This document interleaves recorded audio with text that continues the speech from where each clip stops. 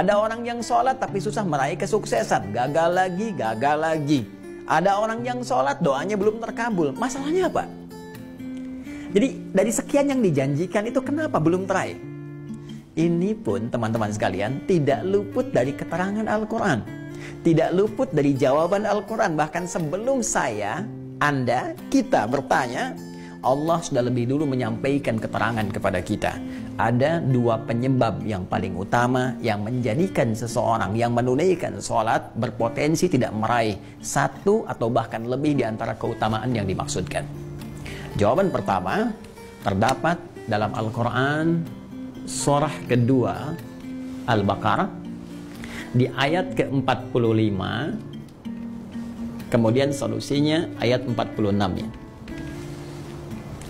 Yang kedua, kita temukan di Quran surah kedua 29. Di Quran surah kedua 29 Al-Ankabut di awal ayat ke-45-nya. Tuh, sama-sama 45 ayatnya, ya, tapi nanti dengan pemaknaan yang berbeda. Baik, mari kita lihat dengan cepat. Apa penyebab orang sholat berpotensi belum atau tidak meraih apa yang dijanjikan ini? Yang pertama di Quran surah kedua Al-Baqarah di ayat ke-45 Allah menegaskan. Perhatikan kalimatnya. Wasta'inu bis-sabri was-salah.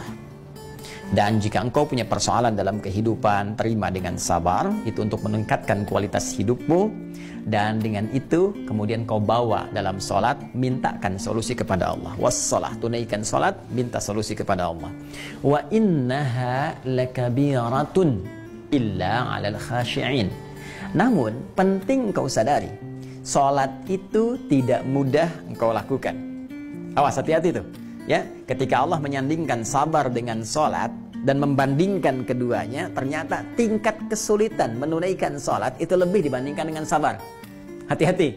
Artinya kalau orang tidak sabar menunaikan sholat, orang tidak serius menunaikan sholat, itu sulit kemudian akan menunaikannya dengan sempurna.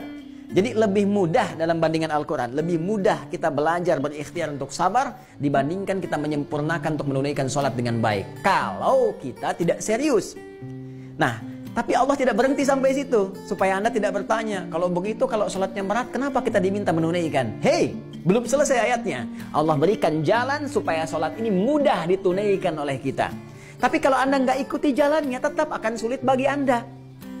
Jelas, seperti Anda nggak tahu ilmu sabar. Karena nggak tahu ilmu sabar, susah bersabar. Nggak tahu ilmu sholat, ya susah sholat dengan baik. Maka ayatnya kemudian memberikan penjelasan kepada kita, illa 'alal khasyi'in, kecuali bagi orang-orang yang khusyuk dalam sholatnya. Jadi untuk menjadikan sholat itu termaknai, sholat itu mudah kita tunaikan, sholat itu benar kita tunaikan, kata Al-Quran pertama, tunaikan sholat itu dengan khusyuk. Ini poinnya, khusyuk.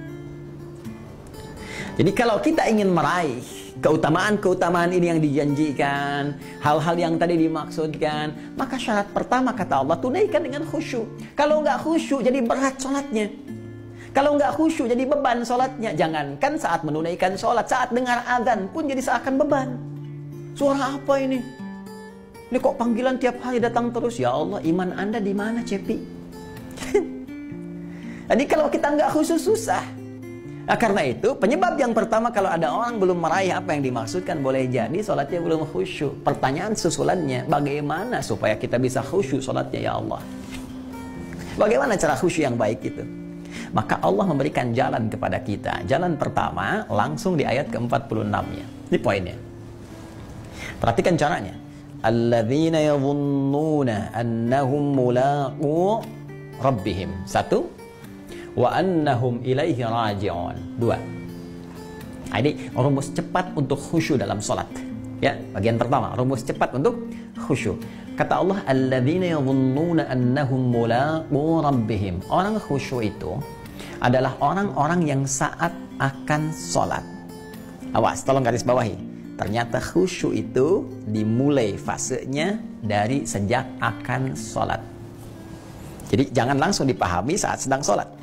Ya, karena ternyata kekhusyuan itu untuk mendatangkan kekhusyuan fasenya dimulai saat akan sholat. Nah, orang khusyuk ini udah kelihatan saat akan sholat. Bagaimana penampakannya? alladzina yadhunnuna annahum mulaqu rabbihim. Orang-orang yang khusyuk itu adalah orang-orang yang saat akan menunaikan sholat, dia sudah menyiapkan diri dan merasakan akan menghadap kepada Rabbnya.